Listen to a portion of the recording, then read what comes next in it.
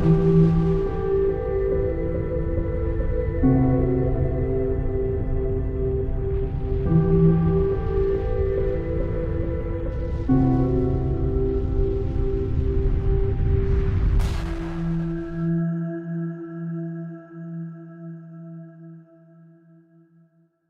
les amis, nous sommes le lundi 24 août 2020, nous sommes dans la dernière ligne droite de ce mois d'août 2020, avec d'un côté les médias fake news et les mensonges du gouvernement, et d'un autre côté les vraies informations sur l'internet.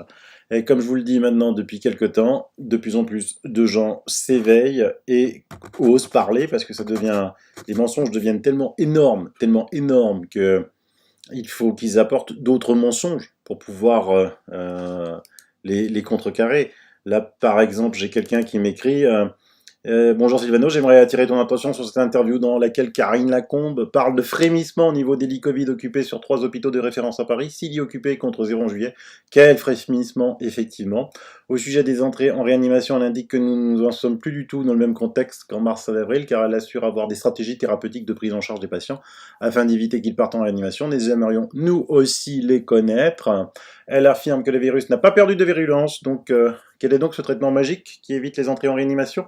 J'ai écouté l'interview jusqu'à la fin, et non, il ne s'agit pas du traitement avec plasma sanguin, elle n'aurait pu s'empêcher de s'en vanter, mais quelle est donc cette mystérieuse stratégie, nous n'en saurons pas plus. Encore une interview où elle parle pour ne rien dire, sauf peut-être contredire les affirmations du grand druide marseillais. Alors, ça c'est complètement dingue, parce que notre ministre de la Santé, Olivier Véran, dit lui aussi qu'il n'y a aucune perte de virulence du virus.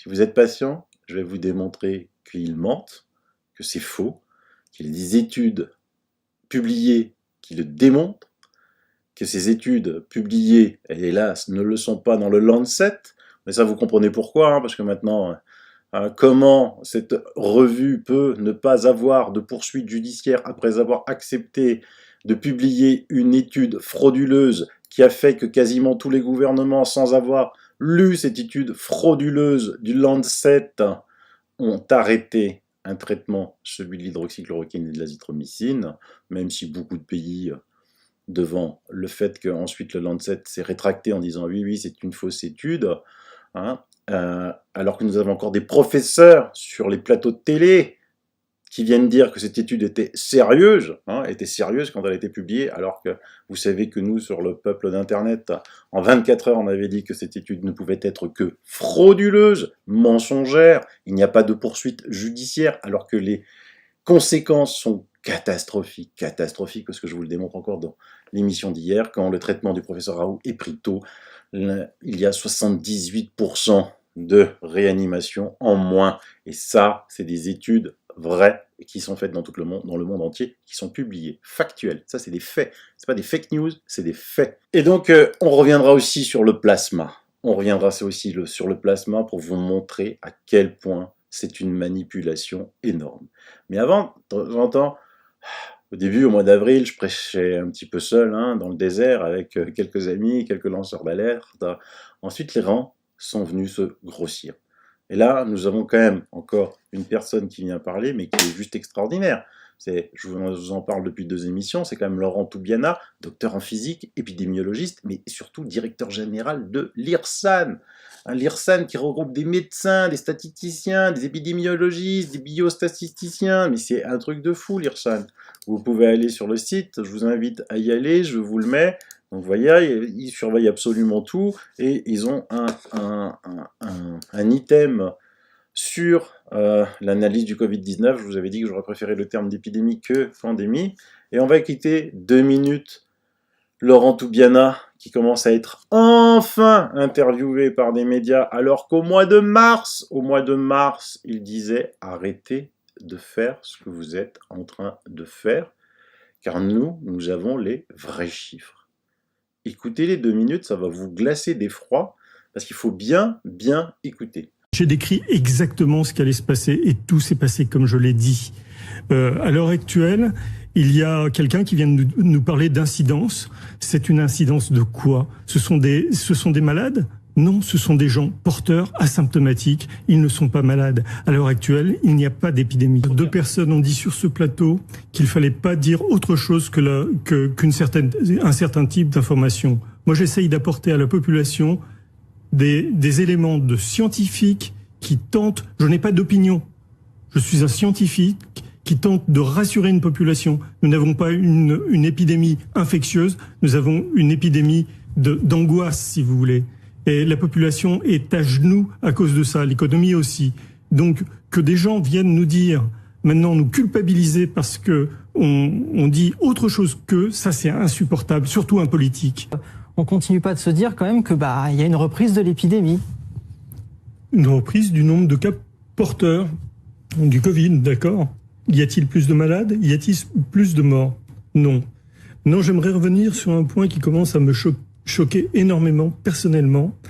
À plusieurs reprises, des personnes ont voulu m'intimider pour me dire non, vous ne devez pas parler. C'est tout à votre honneur de me laisser parler et je vous en remercie. C'est l'honneur aussi de la France d'avoir une multiplicité de points de vue et qu'on vienne me dire que j'apporte de la confusion alors qu'il y a eu pendant 6 mois une confusion totale, des atermoiements dans tous les sens, tout le monde s'est trompé.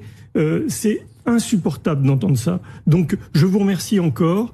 Personnellement, ce que j'ai écrit au début de la crise reste toujours valable. Je me demande pourquoi, il faudra répondre à cette question, pourquoi les gens qui se trompent tout le temps, on continue à les entendre, ils ne sont pas discrédités, alors que ceux qui ont donné les bons chiffres, eux, on les critique. Je prends beaucoup de risques en faisant ça, parce que je n'ai rien à gagner.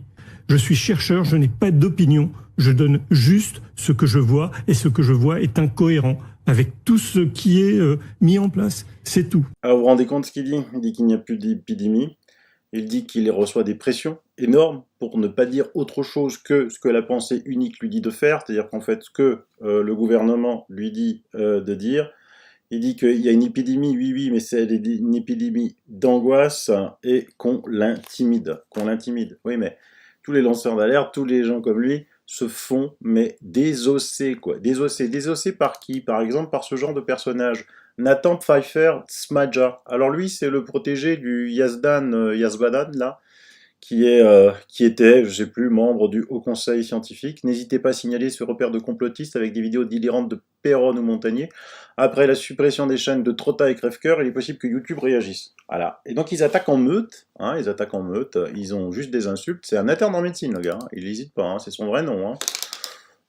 Donc moi j'ai répondu les fake made à l'œuvre, hélas petit interne qui pense disposer de la science infuse, tu ne disposes que de l'étroitesse de ton esprit, mais courageux comme tu es, je t'invite à débattre avec moi sur ma chaîne pas encore fermée.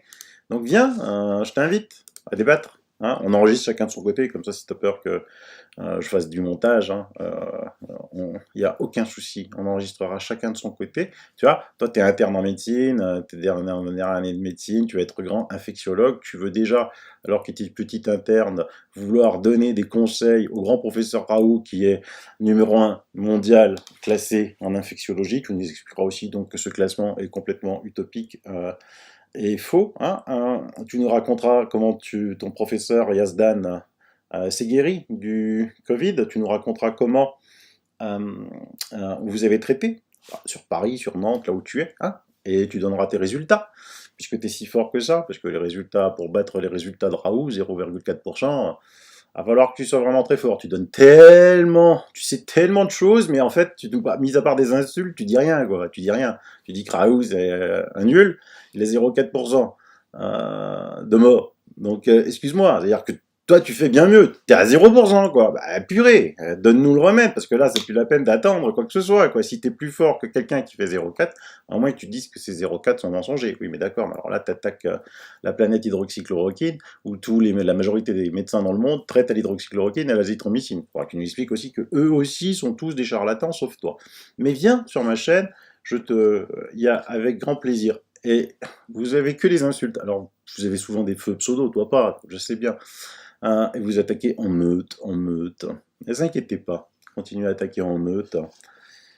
Et Et donc, je vais vous rendre compte ce qu'il dit, ce monsieur. C'est un grand monsieur, donc lui va se faire traiter de complotiste, négationniste, comme tous les autres. Hein, parce que de toute façon, ils n'ont pas d'argument. Donc, comme ils n'ont pas d'argument, hein, c'est la politique du faible, de la cour d'école, de récré. Je vous mets un excellent article de François là-dessus, sur ces fake made. Lisez-le, il est long, mais lisez-le. C'est très important. Et surtout, partagez-le, partagez-le, partagez-le. Hein. Du reste, encore dans des études récentes publiées affirmant que l'hydroxychloroquine n'était pas efficace, sont profondément imparfaites, trompeuses et manifestement abusives. 37 chercheurs ont publié une lettre ouverte pour obtenir des rectifications légitimes. Et là, ça vient de l'Amérique du Sud.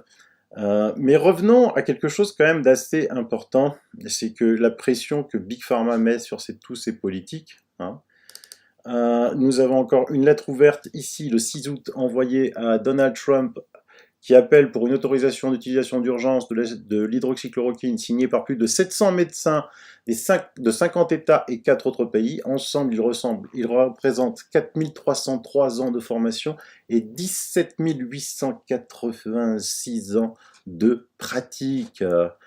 Et Donald Trump de répondre, le pauvre, de nombreux médecins et études ne sont pas d'accord avec cela. Et puis vous avez Twitter qui dit qu'il ne faut pas faire de la publicité de l'hydroxychloroquine, sinon votre compte est clôturé. Vous avez ici le très respecté Dr. Harvey Rich de Yale, qui, sur les plateaux de télé, dit tout le bien de l'hydroxychloroquine, et Donald Trump de dire « regardez-le ». Et vous avez quelque chose d'extraordinaire. Aujourd'hui, hein, c'est dans les fils de mes infos. Aux États-Unis, le président Donald Trump a donné son feu vert dimanche à la transfusion du plasma sanguin de personnes guéries du coronavirus à des patients hospitalisés. Un traitement dont l'efficacité fait toutefois encore débat. Donald Trump a qualifié l'annonce de percée historique pour le traitement du Covid-19 de nature à sauver un nombre incalculable de vies. L'Agence américaine du médicament a néanmoins rappelé qu'il n'existait pour l'heure de preuves formelles que l'utilisation du plasma était efficace. Le plasma de personnes convalescentes marche probablement, même s'il faudra le confirmer par des essais cliniques, mais pas comme traitement d'urgence pour des patients gravement atteints, prévient le docteur Babababa. Vous vous rendez compte ce qu'ils écrivent donc hier, le 23 août, le 23 août, et Karine Lacombe était chargée de l'essai sur le plasma. On n'entend plus parler. Pourtant, le petit Silvano Trotta, tout seul, avait fait une émission, tenez-vous bien, ici, le 21 avril 2020, nouveau traitement. Dans cette émission, je vous présente un nouveau traitement à base de plasma. Je vous présente. Je ne fais qu'aller chercher des informations. Donc je ne comprends pas parce que c'est les hôpitaux de Mantoue, Padoue, qui sont devenus leaders mondiaux du traitement au plasma, où ils ont guéri au plasma. Et donc là, avec sa tête, le professeur Giuseppe De Donno, qui dit mon traitement est démocratique, c'est pour ça qu'ils sont contre moi.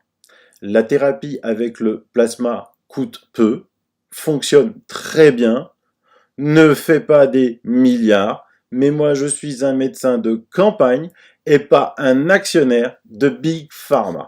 Il a eu des résultats spectaculaires, y compris des gens qui étaient des vieilles personnes qui étaient dans un stade très avancé de la maladie avec les poumons pris. En 1 heure, il y avait déjà des conséquences très positives sur leur état de santé. Ça a été des précurseurs. Ils voulaient apprendre à tout le monde à le faire. De toute façon, c'est tellement simple. C'est prendre des anticorps des patients guéris du Covid et les injecter. C'est presque la même méthode que, quelque part, le vaccin. D'accord ? Donc ça peut que fonctionner. Ils ont eu des résultats spectaculaires. Alors à quoi sert l'OMS ? Pourquoi l'OMS n'a pas dit « Oula !» Là, on a deux grands hôpitaux italiens qui ont fait l'essai plasma, ça marche super bien, 0 mort, 100% de guérison, on fait ça partout. Why not ? Il sert à quoi ? Et là, le 23 août, Donald Trump est obligé de donner son feu vert en tant que président pour un traitement au plasma que moi je vous présentais au mois d'avril. Donc ça veut dire que les Italiens avaient déjà des résultats bien avant, c'est-à-dire qu'ils l'avaient déjà fait quasiment au mois de mars. Vous vous rendez compte un petit peu ? Et vous avez encore des toubibs qui osent dire de la FDA, qui dit « Ah ben non, c'est pas sûr, oh non, ah non ». Et Lacombe.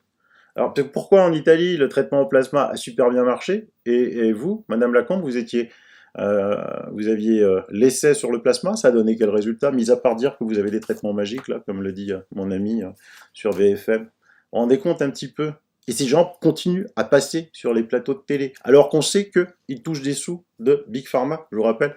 Karine Lacombe, c'est la 3e en termes de rémunération, derrière le professeur nantais qui a fait des menaces à Didier Raoult, et le 2e dont je ne me souviens pas du nom, là, tout de suite. Et pour vous prouver encore qu'elle dit qu'il n'y a pas de virulence, et Olivier Véran dit que la virulence du Covid ne chute pas, bah, c'est bizarre, il faudrait qu'ils se mettent d'accord entre eux, parce qu'à 11h12, vous avez sur BFM Arnaud Fontanet, professeur à l'Institut Pasteur et au Conservatoire national des arts et métiers. On divise par 2 à peu près le risque de passer en réanimation, donc c'est un très grand progrès. En réanimation, les patients aussi s'en sortent mieux. Hein. Donc ils l'ont fait comment? Hein. C'est quoi Parce qu'ils disent on a divisé par 2. Est-ce que c'est parce que par hasard le virus serait moins virulent? Ou vous avez un truc magique que vous voulez cacher à tout le monde? Je sais pas. Hein. Moi je fais que poser des questions. Et donc, comme dit Laurent Toubiana, ils ont toujours parlé de deuxième vague. Ils ont parlé de deuxième vague dès qu'on allait être déconfiné. Il n'y en a pas eu. Il y a eu à un moment, le pic de l'épidémie était remonté. Il y avait un relâchement. Ils nous ont annoncé une deuxième vague. Déconfinement, premier cluster, les 1er juin, c'est-à-dire les premiers rassemblements, la fête de la musique, le début de la saison touristique, et puis vous voyez que la ligne reste flat, malgré le port obligatoire du masque en lieu clos, malgré le port du masque en extérieur. Est-ce qu'on va pouvoir aussi se poser la question sur ces masques? Pas de bol pour eux, pas de bol pour eux. Les Italiens signent, persistent, signent et vont plus loin. Regardez la une du Giornale, je vous traduis. Cette autre vérité sur les infections, sur les cas positifs. Nouveau virus, voici les preuves. L'augmentation des cas ne coïncide pas avec un pic d'hospitalisation. Le professeur Bassetti, les études scientifiques montrent maintenant la mutation. Le professeur Matteo Bassetti, directeur de la clinique des maladies infectieuses de l'hôpital San Martino de Gênes, est revenu parler de la mutation du virus sur sa page Facebook. Dans le dernier billet publié, le virologue écrivait satisfait « Voici un fait que nous attendions tous et que certains d'entre nous avaient pleinement prédit il y a déjà 3 mois, après la réduction de la charge virale démontrée par les publications de son ami Massimo Clementi. Voici la démonstration que SARS-CoV-2 a muté. » Alors, moi, je traduis carica virale par charge virale, mais on m'a dit qu'en France, il faut dire virulence.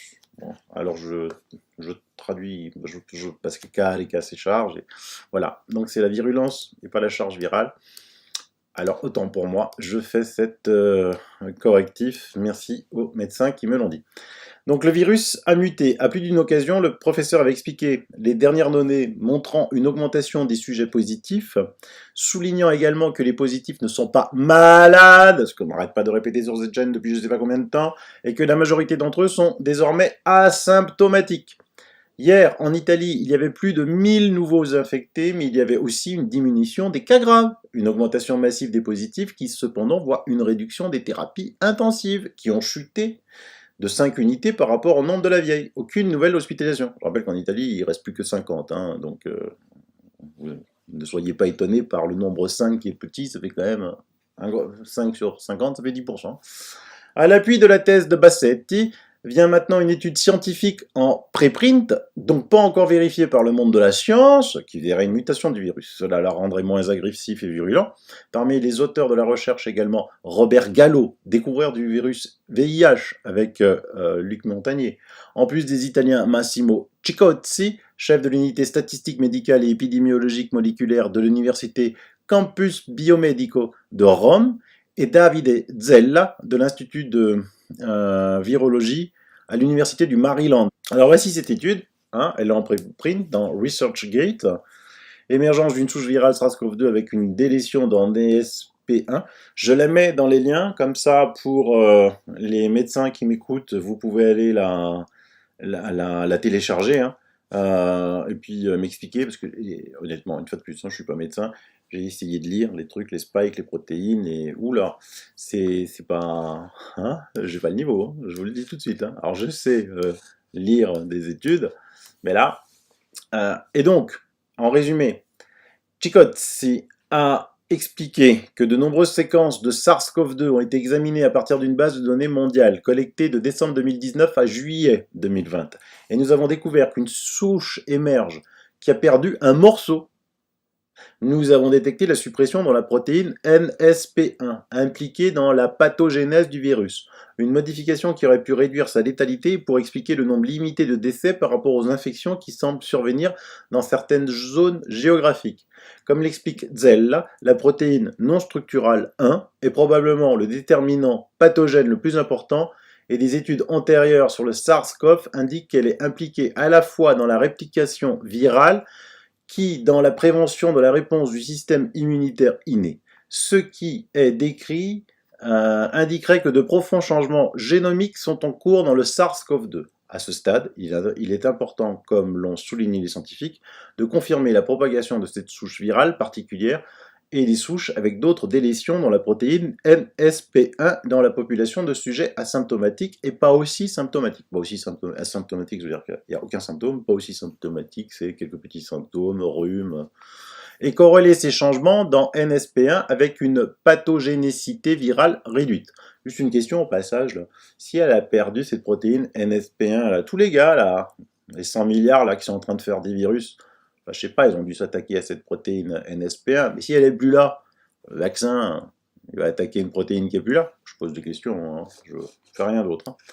Maintenant, il ne manque plus que le travail publié dans une prestigieuse revue. Ah, mais alors là, les gars, faut payer lourd si vous voulez être prestigieux dans le Lancet, parce que, excusez-moi, ils publient des fausses études. C'est Richard Norton lui-même qui dit que c'est Big Pharma qui commande. Le directeur de la publication du Lancet, c'est pas moi qui le dis, hein. Et que d'autres études similaires confirment sa thèse. D'ailleurs, Bassetti et d'autres experts les soutiennent depuis des mois maintenant, se faisant même plusieurs fois attaquer par ceux qui ne pensent pas comme eux. Mais ça, c'est classique, hein, ils ne savent faire que ça. Tu penses pas comme moi, t'es un complotiste, un négationniste. Bien que le nombre de cas soit comparable à celui de mars dernier, la situation est aujourd'hui très différente du point de vue des hospitalisations et surtout des symptômes. La recherche se concentre donc sur l'importance de la prévention, outil incontournable pour lutter contre la contagion et l'augmentation des cas, mais suggère comment ce pic de positif peut également être analysé sans tomber dans le terrorisme. Une situation donc à contrôler rigoureusement, mais avec un point de vue moins alarmiste, surtout si cela sert de base à des choix politiques qui affectent la vie de millions de personnes, salariés et entrepreneurs. Bassetti a terminé son message en remerciant la science, la vraie, et en lançant un appel à tout le monde, plus d'alarmisme grâce à la science. Faites de passion et de recherche, la vraie, celle que j'aime. Aujourd'hui, il y a 1 millier d'infectés pour la plupart asymptomatiques, avec seulement 3 décès et une réduction des malades gravement atteints. Mais personne ne se soucie de le dire. Les règles sont toujours les mêmes, mais plus de catastrophisme. L'augmentation exorbitante des sujets asymptomatiques a également créé une révolution dans le calcul des cas. Désormais, le fameux RT, l'indice de transmission, serait moins fiable. Pendant ce temps, l'Italie se prépare au contre-exode des vacances, qui s'annonce plutôt difficile. De longues files d'attente se formeront presque certainement dans les ports et les aéroports pour permettre à ceux qui reviennent dans leur région d'effectuer les tests et les prélèvements nécessaires. Avec presque certainement un boom des cas positifs dans les prochaines heures. L'affrontement entre les gouverneurs des régions a déjà commencé hier. Là aussi, je voudrais poser une question à quelqu'un en Italie, parce qu'ils ont dit en Italie aussi que presque plus de 30% des positifs étaient des vacanciers étrangers. Donc ça compte 1, ok. Ils rentrent dans leur pays, ceux-là, ils vont se dire, attends, les Italiens, c'est des rigolos, ils étaient sympas, quoi. Peut-être qu'ils se sont trompés, ils vont refaire un test chez eux. Ça compte 1. On va doubler les chiffres, comme ça. Et d'un autre côté, moi j'ai une question que je me pose, mais pourquoi les gens qui n'ont aucun symptôme vont se faire tester, vont se faire des listes? Enfin, je sais pas, moi ça ne mènerait pas à l'idée, je suis bien, tranquille, je vais me faire tester. J'ai aussi lu des trucs sur le net là, comme quoi l'OMS avait dit que... Il y a des vidéos qui passent que l'OMS avait dit que les asymptomatiques n'étaient pas contagieux. Alors effectivement, l'OMS l'a dit ça, mais c'était le 9 juin. Hein, c'était le 9 juin les amis. Et donc là, il y a un site qui a republié ça. Depuis, évidemment, la médecin qui avait dit ça s'est fait taper sur les doigts. Elle a dit, ah oui, mais c'est peut-être pas sûr. Mais ça serait quand même aussi fou qu'on ne sait pas, alors que cette épidémie a débuté en décembre. En août, on ne sait toujours pas si un asymptomatique est contagieux ou pas. quand même un truc extraordinaire. On nous fait mettre des masques, on ne sait pas si on en met 7 mois à savoir si un asymptomatique est contagieux ou pas. Je comprends pas, moi. Je sais pas, moi. On prend un asymptomatique, on le met, je sais pas, dans une bulle, voilà, et puis après on fait des prélèvements pour savoir s'il y a du virus dedans. S'il y en a pas, l'asymptomatique, ça sert à rien qu'il porte un masque, hein, franchement dit. Hein. Surtout pour les enfants, surtout pour les enfants. Et moi, c'est quelque chose, ça, je ne comprends pas. Je ne comprends pas. Qu'on en soit là à ne pas savoir ce genre de choses qui, pour moi, paraissent, une fois de plus, très simples à mettre en œuvre. Et pour confirmer tout ça, j'ai mon ami Zaki qui répète tout ça, qui me l'écrit. Voilà, faut-il encore avoir peur du Covid? Non. Le vaccin est-il nécessaire? Eh ben non. Nécessité du masque pour les bien portants? Non. Et puis le tableau, parce qu'il y en a qui disent de temps en temps ça fait du bien de voir ces tableaux-là. Donc ici, grand test à gauche, les patients hospitalisés. Donc vous voyez que le 1er juillet, il y en avait 1069, le 19 août, il n'y en avait plus que 529. Patients en réanimation, le 1er juillet, il y en avait 52. En 19 août, il y en a 17. En Île-de-France, le patient hospitalisé 1er juillet, 3873, 19 août, 2501. Patient en réanimation 1er juillet, 286, 184 le 19 août. Et le nombre de cas explose. Donc, comme je vous le disais hier, c'est une excellente nouvelle. Ça explose et les réas se vident. Ça veut dire quoi? Ça veut dire que le virus perd de sa virulence. CQFD. Par contre, eux, ils aimeraient peut-être ça, hein, puisque là, on voit qu'avec un décès par million pour le Covid par jour, l'État de Virginie, démocrate bien sûr, vise à rendre obligatoire un vaccin précipité. Mais franchement, un vaccin pour un truc comme ça qui tue si peu, ça va la tête? Vous croyez vraiment que les gens vont gober tout ça? Non. J'avais encore plein de sujets à vous traiter. Je vois ici que je vous mets sur le site de l'OMS qui surveille la grippe. Alors vous avez aussi une bonne nouvelle, c'est que donc, comme je vous l'ai expliqué hier, la grippe en France 2019-2020 a disparu. Presque, 72 morts disparus. Mais là, quand je surveille les données de la grippe en OMS, donc je surveille effectivement la zone où d'habitude, pendant l'été, parce que là-bas c'est l'hiver, pendant l'été chez nous, là-bas c'est l'hiver, l'Australie, la Nouvelle-Zélande, on commence à fabriquer le vaccin pour chez nous, hein, la grippe, elle est presque pas là. Il n'y a rien, hein. Donc c'est en zone grippale là-bas, en Océanie. Bon, je ne sais pas comment en Australie ils font la différence entre une grippe et un Covid, certainement avec les couvillons. D'ailleurs, du reste, pourquoi? Ça, je voudrais aussi qu'un médecin me réponde. Pourquoi on va enfoncer une tige là, à 15 cm dans le nez, là, je sais pas combien, là, alors que une goutte de salive, ça suffit pas, une goutte de sang, ça suffit pas, là aussi, 6 mois après, on est encore obligé d'aller trifouiller au fin fond des narines, parce que si on nous fait mettre un masque, c'est parce qu'on postillonne et qu'il y a du Covid, donc pourquoi pas prendre de la salive? Je vais pas perdre ce qu'il y a près de mon cerveau, là. Alors, au niveau des... J'aurais pas le temps de traiter de tout ce que je vous ai préparé aujourd'hui, parce que l'information, elle est si importante tous les jours, hein, c'est la guerre, c'est vraiment la guerre. Mais je vais quand même vous montrer une lettre, c'est important, qu'une prof, parce que je dis les profs, qu'est-ce que vous attendez pour vous bouger, les profs, les syndicats des profs, qu'est-ce que vous attendez? Elle a fait une belle lettre, et donc moi je vous conseille à vous, tous, parents, d'écrire des lettres au proviseur, au chef de classe, à la directrice de l'école de votre enfant, en disant, attendez, moi je ne comprends pas. Le port du masque, c'est 4 heures. Ça, c'est les directives hein, que je vous ai déjà montré dans l'émission. 4 heures du masque. 4 heures. Pas plus, après il faut le jeter. Il faut le jeter où? Je vous l'ai montré hier, dans des poubelles spécialisées, déchets biologiques. Certainement pas dans une poubelle d'école, de classe, où ensuite il va se propager, ça va être infecté. Hein, donc ça c'est pour vous les profs. Hein. Demandez, c'est poubelle biologique. 4 heures le masque, sauf si vous le touchez. Vous touchez, vous devez le changer. Vous devez, je vous rappelle, les instructions. Lavez les mains. Je vous rappelle au début, Olivier Véran, Macron, Édouard Philippe, vous entendiez que ça quand il n'y avait pas de masque. Hein. Lavez-vous les mains, lavez-vous les mains, lavez-vous les mains. 50 fois par jour, vous entendiez lavez-vous les mains. Oui, il faut se laver les mains avant de mettre un masque. Il faut se laver les mains avant de le retirer. Si vous touchez votre masque pendant, il faut le changer. Ce sont les consignes. D'accord ? Ensuite, les enfants qui sont à l'école, ils sont assis à table. Ok ? ils changent pour les collégiens, pour les lycéens, ils changent de salle toutes les heures, toutes les 2 heures, peu importe. Il faut une équipe qui vient désinfecter. Ça sert à rien d'avoir un masque si vous utilisez ensuite des tables qui ont été touchées par d'autres. C'est un mensonge. C'est un mensonge. Il faut demander ça. S'ils sont pas capables de faire ça, alors le masque est inutile. Inutile. Et j'ai aussi un ami, très bon ami à moi, qui s'appelle François. Coucou François. On va voir s'il t'écoute mes émissions comme tu me le dis tous les jours. On va voir. Qui m'a dit, et il faut aussi pas que ce soit sectaire, parce que je pense qu'il y a une limite d'âge, hein, jusqu'à 11 ans, c'est pas la peine de porter un masque, après 11 ans, on doit porter un masque. Mais alors le gamin qui a redoublé, qui a 12 ans dans une classe, ou 11 ans et demi dans une classe qui a 10 ans, il doit être le seul à porter un masque, ou pas? Ouais, pas non plus, bon, je sais pas, hein, c'est son idée à lui, donc je lui ai dit, écoute, effectivement, j'en parlerai.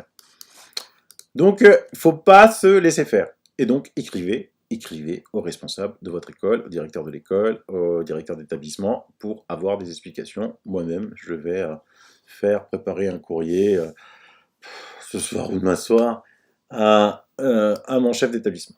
Alors, elle me dit, j'enseigne dans le second degré depuis environ 15 ans, dont plus de 10 ans en tant que titulaire de l'éducation nationale, et j'aime mon métier, quand je peux l'exercer en présentiel. J'adresse aujourd'hui ce message à tous les syndicats de l'enseignement en France afin de savoir lequel ou lesquels, soyons optimistes, se mobiliseront pour s'opposer à cette obligation aberrante de porter un masque à l'école. J'aimerais également savoir lequel ou lesquels soutiendront tous les professeurs, y compris ceux qui osent encore se poser des questions sur le bien fondé des mesures annoncées. Je suis absolument outré de lire que des syndicats auraient demandé cette obligation du port du masque en permanence, et tout aussi outré de ne voir nulle part que des syndicats défendent notre droit de respirer sans nous intoxiquer et de parler comme des êtres humains normaux.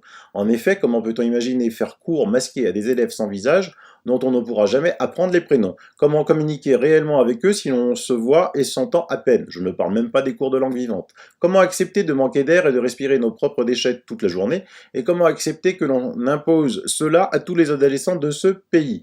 Comment l'accepter en connaissant les études qui démontrent l'inutilité et la dangerosité du port prolongé d'un masque, son inutilité étant même inscrite sur les boîtes? N'y aurait-il personne pour rappeler que les écoles sont fréquentées par des humains et pas juste par des gros tas de microbes et des agents infectieux potentiels? D'ailleurs, n'avons-nous pas de tout temps été exposés dans nos salles de classe à toutes les maladies contagieuses en circulation sans que cela ne crée de catastrophe? Exactement, grippe, gastro... Si, comme l'affirment de nombreux chercheurs et médecins très sérieux dans le monde entier, le port prolongé du masque est inutile et peut mettre en danger notre santé, n'est-ce pas là suffisant pour justifier un droit de retrait si on nous l'impose? J'ai l'habitude de ne recevoir aucune considération de la part de mon employeur dont les représentants successifs imposent ce que bon leur semble, alors comme tous les collègues pour qui l'enseignement est une vraie vocation, je m'en accommode en faisant ce que je peux faire de mieux. Mon but est que mes élèves acquièrent une culture, des connaissances, des compétences sociales et un intérêt pour le monde qui les entoure. Cette fois-ci, de même, ce même employeur porte atteinte comme jamais auparavant à notre liberté et à notre santé, sans compter qu'il nous expose à une délation sans borne. Et pour la première fois, je ne vois pas l'ombre d'une mobilisation contre ces exagérations. J'ai suffisamment d'expérience en matière de gestion de classe pour savoir que ce protocole sanitaire ne permettra pas d'apprendre quoi que ce soit à qui que ce soit, car un adolescent qui pense à son masque ne peut se concentrer sur autre chose. Or, si le fait d'aller à l'école doit désormais se résumer à apprendre la méfiance, la peur et le respect des protocoles, alors, pour la première fois, je ne verrai aucune bonne raison d'y retourner. J'en reviens donc à mes questions de départ. Quels sont les syndicats? Blablabla. Exactement, elle a raison. Hein. Là aussi, voyez mes émissions sur la dangerosité du port du masque. J'ai encore un abonné qui a testé avec une machine. Vous pouvez le faire vous-même. Hein. Donc, ces tests machines, effets sur la santé, l'air contient environ 0,04% de CO2. À partir d'une certaine concentration dans l'air, ce gaz s'avère dangereux, voire mortel. La valeur limite d'exposition est de 3% sur une durée de 15 minutes. Cette valeur ne doit jamais être dépassée. Au-delà, les effets sur la santé sont d'autant plus graves que la teneur en CO2 augmente. Et donc, lui, avec sa machine, il a quand même calculé 2,98. Hein. On n'est pas très loin, et pour les niveaux d'oxygène, ils sont à 17, alors qu'idéalement, il doit être entre 19,5 et 23,5. Donc, c'est des effets que je vous ai déjà expliqués, dont les dentistes américains ou aux États-Unis, le port du masque dans les États démocrates est obligatoire depuis bien longtemps, le voient, avec un nombre de caries et de maladies parodontales évidentes. Ça va atteindre ensuite d'autres phénomènes, parce que l'on sait qu'à travers les dents, on peut avoir des crises cardiaques, on peut avoir des AVC, ça c'est eux qui le disent, c'est pas moi. Du reste, il y a une affiche aussi à Lyon qui est assez bizarre, hein. Regardez cette affiche, Lyon 7. Hein. C'est vraiment très très étrange, hein. Bon, un abonné qui me la montre et dit je transmets l'information de la mairie du 7e arrondissement du Lyon au sujet des zones et horaires d'obligation du port du masque à l'extérieur. La première chose qui m'a frappé en voyant l'affiche du masque obligatoire dans l'espace public est l'expression de souffrance des yeux, des sourcils, de la sculpture. En examinant de plus près, j'ai remarqué que le masque ne recouvre pas le nez. Est-ce à dire que les Lyonnais sont autorisés à porter le masque sous le nez? Mais bien sûr, puisque l'affiche elle est comme ça, vous n'êtes pas plus intelligent que ceux qui vous le disent. Allez, je finis pour ce soir, sinon je pense que j'ai été long, j'ai pas trop regardé. Ah oui, un abonné m'a demandé de Colmar. Je mets les liens si vous voulez venir. Une journée des droits et des libertés. Berlin invite l'Europe et il y a des bus. Les Allemands ont fait des bus. Voilà, voyage en car, tarif 150 €, camping libre, aller, départ, retour, départ, pap, pap, pap. Et donc voilà. Hein, si de Colmar vous voulez partir à Berlin, mais il y a d'autres villes, hein, il suffit de vous êtes sur le bon site, là c'est un abonné de Colmar qui m'a demandé, moi je vous le fais, et on va terminer quand même aussi par les gens de la télé qui se prennent pour des dieux vivants. Le directeur général de BFM, Marc-Olivier Fogel, a estimé lundi qu'il serait inutile, anxiogène et handicapant d'imposer le port du masque sur les plateaux de télévision, si par ailleurs sont respectées d'autres mesures barrières contre le coronavirus. Ah ben d'accord, et tu t'es jamais inquiété, toi sur le port du masque, il dit des locaux, ils sont bien ventilés, tout ça, tout ça. Ah, mais alors, je comprends pas. On dit que les locaux sont bien ventilés. On a dit qu'il fallait arrêter la clim dans les maisons de retraite parce que ça véhiculait le Covid. Quelqu'un peut m'expliquer, là? Hein, alors, dans les maisons de retraite, on arrête la clim, ça véhicule le Covid, il faut mettre des masques. Sur les plateaux télé, ça véhicule pas le Covid, il faut pas mettre de masque. Non, non, non, non, non. Tu t'es jamais inquiété des gosses qui vont à l'école, Marc-Olivier Fogel. Tu t'es jamais inquiété des petits vieux dans les EHPAD, Marc-Olivier Fogel. Donc, tu mettras des masques sur tes plateaux télé. Ou alors il y a deux poids deux mesures, et là devant la justice, eh ben, de deux poids deux mesures, c'est pas possible. C'est pas possible. Hein. Et par contre, vous avez Jean-François Delfrécy qui dit il y aura des contaminations à l'école, les enfants vont se contaminer, probablement quelques enseignants aussi, mais on va le gérer. Ouais, il a raison. Bravo. Pour une fois, je lui dis bravo. C'est la première fois que je lui dis bravo. Quoi. C'est un truc de fou. Quoi. On ne peut pas laisser cette génération d'enfants sans reprendre l'enseignement à distance, ça fait le job, mais pas partiellement. Voilà. Mais sans masque. Contaminez-vous sans masque. C'est parce que s'il dit ça, de toute façon, le masque, vous l'avez vu, ça ne sert à rien. Il faut arrêter. Il faut arrêter avec ça. On vous l'a démontré avec la cigarette électronique. Hein. Prenez un masque. Tiens, j'ai un ami. Mon ami Antoine, il a fait du plâtre ce week-end. Enfin, chez lui, il a poncé du plâtre. Et puis, il s'est dit, mais je suis con, je suis en train d'avaler de la poussière de plâtre, j'ai plein de masques. Il va chercher un masque chirurgical. Et il fait de la poussière de... Il continue à poncer son plâtre. Et il a enlevé le masque, il était tout blanc là, tout blanc. Preuve que ça ne sert à rien. Mais c'est normal, ça rentre dans tous les sens, faut pas croire. Hein. Ceux qui portent des masques dans la rue, vous êtes complètement fêlés, mais fêlés. Par contre, il a pris un masque FFP3, parce que je vous rappelle que Antoine et moi, on a acheté les masques FFP3 mi-janvier, hein, parce que quand on se dit, bah, on ne savait rien du tout de ce Covid, ça on vous l'a déjà raconté dans les émissions, on vous a montré les commandes Amazon datant de mi-janvier. Eh ben oui, parce que là on ne connaissait pas, on ne savait pas ce qui se passait en Chine, on a commandé des masques FFP3, voilà. Pourquoi nous on l'a fait, pourquoi eux non on l'aurait pas fait? Voir mon émission d'hier sur les masques, quand même assez étrange. Comme il a été très étrange, qui disait que il n'y avait pas besoin de, il n'y avait pas besoin de tests, il n'y avait pas besoin de masques. Et maintenant ils disent qu'il faut des masques, qu'il faut des tests. Et personne ne relève ça. Il l'a dit, hein, Laurent Toubiana.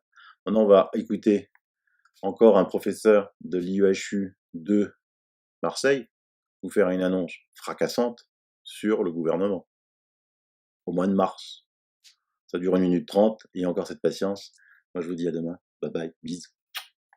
Et puis de toutes les façons, les réactifs Qiagen, pour ne pas les citer, on ne les avait plus. Et il fallait bien faire autrement. Donc on a commencé à téléphoner à droite à gauche, à essayer d'acheter des réactifs ailleurs, et d'acheter également des automates. Mais on s'est aperçu très vite que, en réalité, il y avait très très peu de réactifs disponibles et quasiment pas d'automates sur le marché.